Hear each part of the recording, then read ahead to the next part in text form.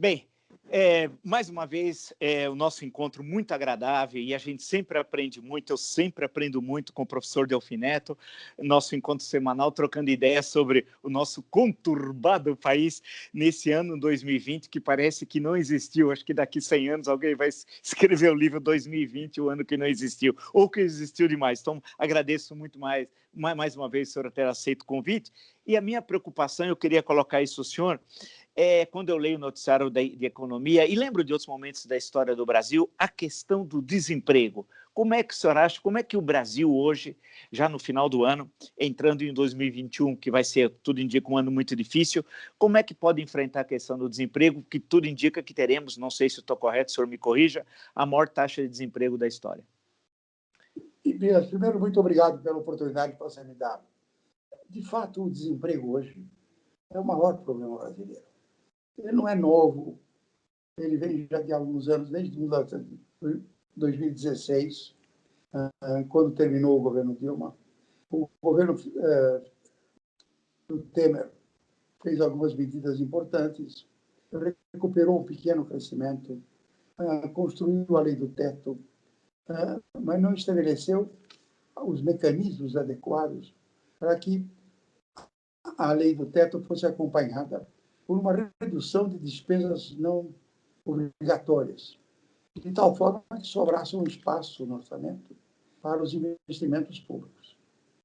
Vilas, desemprego só se cura com o aumento do crescimento. Desemprego só se cura ampliando o nível de produção, recuperando os fatores que estão não usados. O mais importante fator da economia é o homem, porque é ele que sofre quando você tem desemprego. É o sujeito que perdeu a família, o sujeito que perdeu suas condições, é o sujeito que perdeu a autoestima. Anos de desemprego destrói o homem e destrói as famílias. Infelizmente, nós estamos caminhando para uma coisa como essa. No nível do até 24 anos, praticamente de cada 4, um está desempregado. Ou seja, você tirou as condições que estimulam o crescimento. Portanto, entender o seguinte, isso só pode ser resolvido pela volta de um crescimento estável e compatível com a estabilidade da sociedade.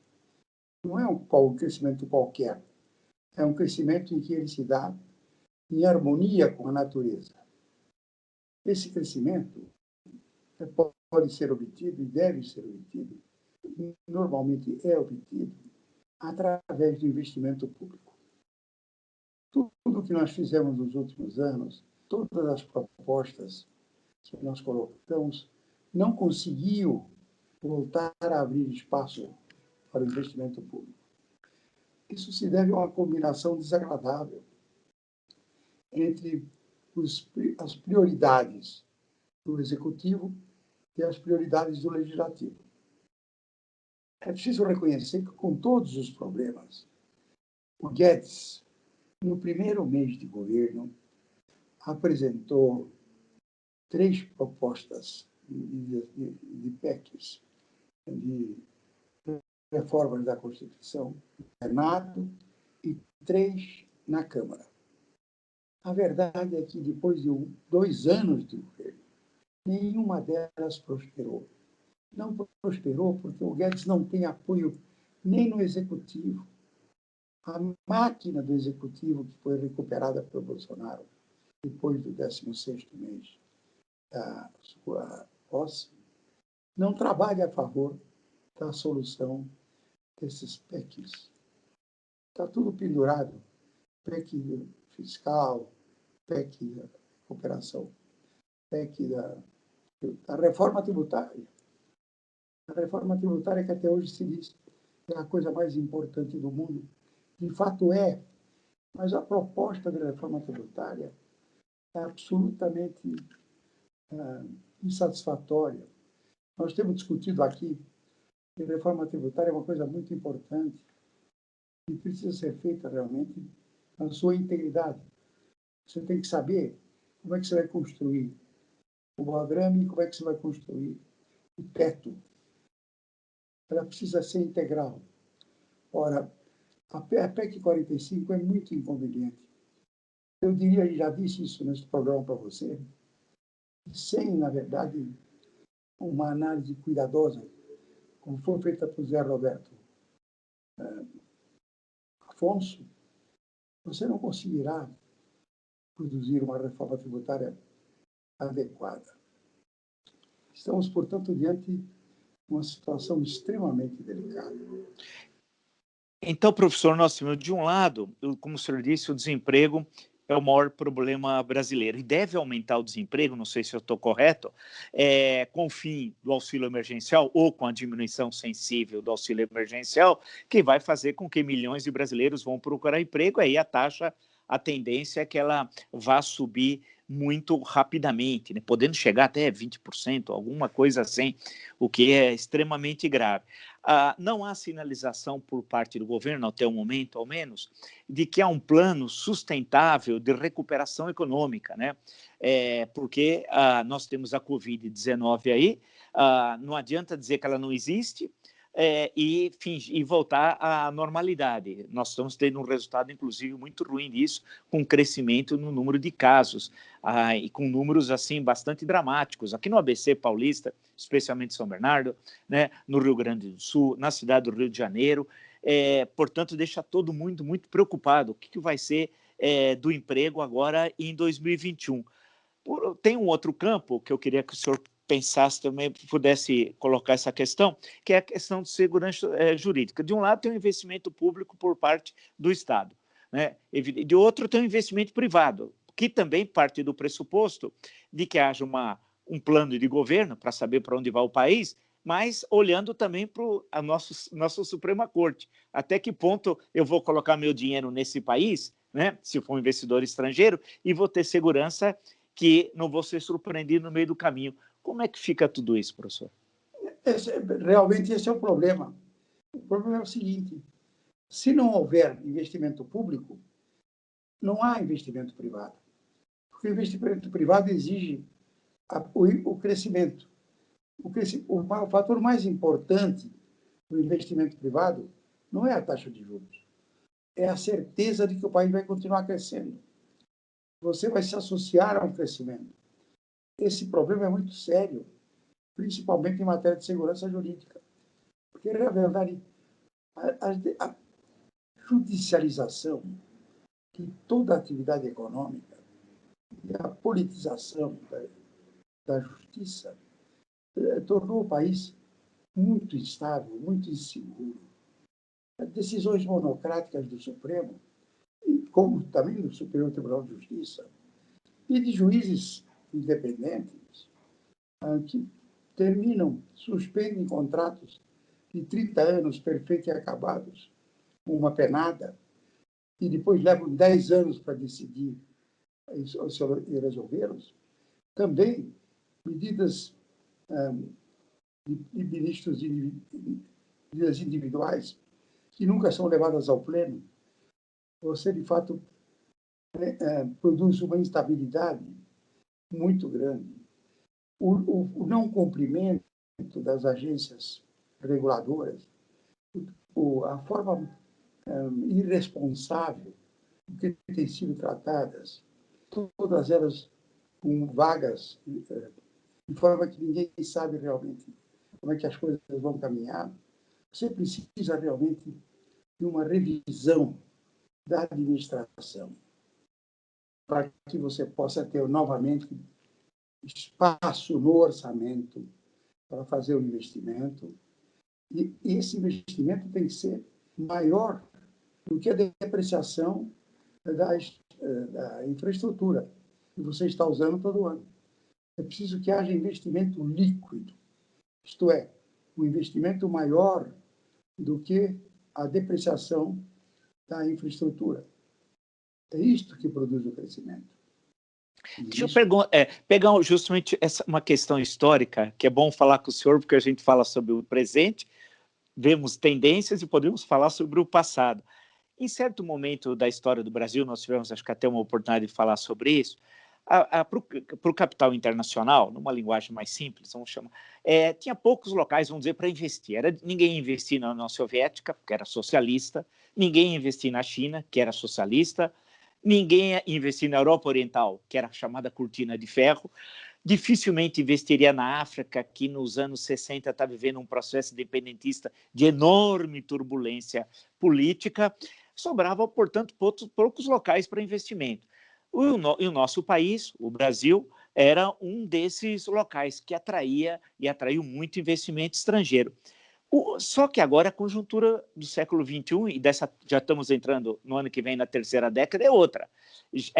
O mundo está aberto, pode ter investimento até na Lua, quer dizer, está tudo aberto para investimento. Que condições nós precisamos ter, professor, para atrair? Quer dizer, não é que não atraímos, nós atraímos capital estrangeiro, é evidente, mas para atrair mais capital estrangeiro, tendo em vista as necessidades cruciais da economia brasileira. Você tem toda a razão.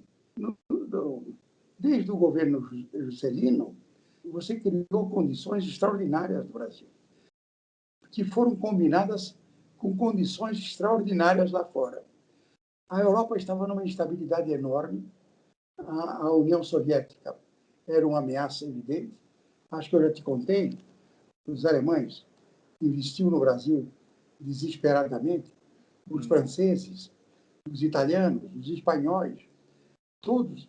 O Dr. Habs, que era o presidente do Deutsche Bank, não sei se já te contei essa história. Não contou, não. Eu estou ficando velho. É. Eu disse para ele, mas, Dr. Habs, por que essa pressa? Por que essa correria? Ele me disse, Delfim, vem cá. Me levou para a janela do banco, do Deutsche Bank, apontou numa certa direção e disse, Delfim, a 300 quilômetros daqui tem um tanque soviético me olhando.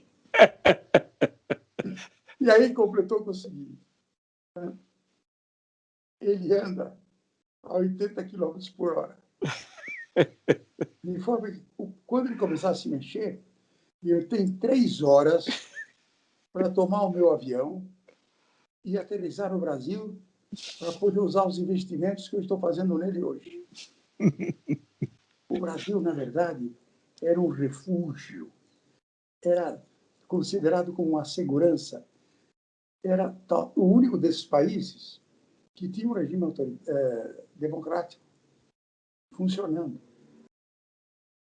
De forma que nós fomos um enorme atrator de investimentos. Hoje também começamos a ser um novo atrator, a despeito de todas as dificuldades desse governo, com os seus preconceitos, com as suas dificuldades de escolha, com a sua agressão à China. Tudo isso tornou o Brasil um país muito mais duvidoso. Mas há aspectos muito importantes. Eu vejo hoje 2 coisas fundamentais e que eu talvez esteja enganado, mas não creio que esteja, que vão mudar radicalmente a visão do futuro próximo. Primeiro, é a vacina. Já não há dúvida de que o Bolsonaro terá razão. Depois que o mundo todo estiver vacinado, a Covid-19 terá sido uma gripezinha. Ou será uma gripezinha. Vai continuar conosco. Né? E o segundo fator é a eleição do Biden. A eleição do Biden é uma mudança fundamental no mundo. O Biden vai tentar devolver para os Estados Unidos um papel de centro atrator em torno do qual se organizará a economia do mundo ocidental. O que é uma coisa muito boa, uma coisa importante, com organismos multinacionais. Só com organismos multinacionais nós podemos introduzir a China no Ocidente. A China hoje se beneficiou muito do fato de não ter obedecido ao OMC, desde o governo Clinton, foi dado para ela a condição de economia de mercado, quando ela não tinha. Mas é preciso reconhecer que ela usou de uma forma espetacular, de uma forma extraordinária, essa vantagem. Ela é hoje a potência emergente mais importante do mundo.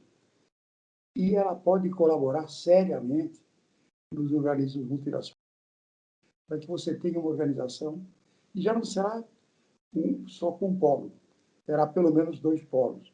O que, no fundo, é bom para aqueles que não estão, que não são nenhum dos 2 polos. É bom que haja 2 em vez de 1. Então, eu tenho uma grande esperança de que nós estamos nos aproximando de um momento novo. Eu acho que o Trump desarrumou a economia completamente, produziu males que levarão anos para serem corrigidos. O Trump transformou os Estados Unidos numa economia decadente. Eu vejo agora, não só como um programa muito cuidadoso do Biden, vejo no próprio Senado que terá disposição de aprovar um programa de investimento público gigantesco, talvez mais de $1 trilhão. Ou seja, vai pôr em marcha de novo a economia. Veja, a vida é sempre um investimento. É um investimento que é capaz de movimentar as coisas. É um investimento que é capaz de reduzir, de aumentar o emprego, de reduzir o desemprego. Portanto, eu acho que nós estamos num momento novo.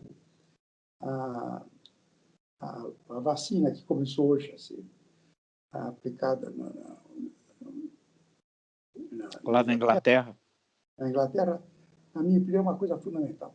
Primeiro, vai dar uma esperança gigantesca, que as pessoas antecipam e vão achar que a coronavírus acabou. E nós, antes de tomar a vacina, muita gente vai sofrer o diabo porque acha que ela já acabou. Mas a vacina é a segurança que ela vai terminar. Claro, claro. Antes da gente encerrar nossa conversa de hoje, professor Delfino, tem uma questão histórica que outro dia falando aí com umas pessoas, eu me sinto muitas vezes meio fora do tempo, que eu faço menções sobre o que eu vivi e as pessoas não sabem do que eu estou falando. Então, eu falo, puxa vida, o tempo passa, eu estou envelhecendo e tal. Fiz lá um comentário e não sei por que cargas d'água eu falei em CIP, Conselho Interministerial de Preços. Não sei por quê. Eu falei, eu queria justamente, se fosse possível, o senhor só lembrar, era um outro momento histórico, o Brasil era outro, o mundo era outro, é verdade, mas o Conselho Interministerial de Preços, eu me lembro porque tem uma foto do senhor que veio na memória, o senhor entrando numa reunião em Brasília de completo, como diz na Itália, todo preto, calça preta, paletó preto e tal, e acende uma luz quando entrava, que sinal que estava em reunião. Era uma reunião do CIP. O que era o CIP, professor? Essa é uma coisa muito interessante, que mostra que aquilo que é moda econômica tem várias modas. Controle de preços foi moda durante algum tempo. A inflação parecia incontrolável. E o controle de preços era um instrumento adicional no combate da inflação. Os Estados Unidos teve um controle de preços. O CIP foi copiado da Itália. Quando nós estávamos naquele processo tentar entender como é que funcionava o sistema, nós mandamos para a Itália alguns técnicos que estudaram o processo, o mecanismo de controle de preços. Portanto, ele foi importado.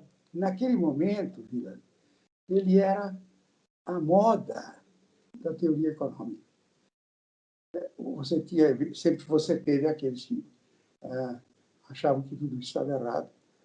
Talvez eles até estivessem certos. Mas, naquele instante, praticamente todos os países testaram alguns mecanismos como o CIP. Depois, porque só o uso mostra os problemas. Depois nós verificamos que, de fato, era possível controlar alguns preços, mas tinha um inconveniente gigantesco. Ele produzia o oligopólio. As pessoas que estavam sentadas na mesa percebiam o seguinte: só há uma forma de enfrentar o Estado: nós nos unirmos. Ou seja, você foi deixando um resíduo altamente duvidoso, que foi a oligopolização da atividade econômica. Você criou gigantes que se estabeleceram e, quando o CIP desapareceu, puderam continuar usando aquele poder de monopólio que o CIP tinha construído. Boa essa. Professor Hoffmann, muito legal nossa conversa, como de hábito, é sempre bom. O seu bom humor, sua inteligência, sua formação histórica, econômica, é sempre ótimo para todos que nos acompanham, né? Porque é difícil, é raríssimo encontrar alguém que veio na universidade, da academia, passou décadas, pesquisador, sabe? Eu parodiando Euclides da Cunha, eu digo que o pesquisador é, antes de tudo, um forte no Brasil, porque não é fácil ser pesquisador dos nossos arquivos e tal. Fez a passagem para o executivo durante tantos anos e tantos anos como deputado federal e sempre mantendo nativa, participando do grande debate político e do debate econômico brasileiro. Então, agradeço muito mais uma vez o senhor, muito obrigado e nos encontramos na próxima semana. Vila, quem agradece sou eu. Estou te esperando ansiosamente na próxima semana. Tá bom, professor. Até a próxima, Um então. abração. Grande abraço.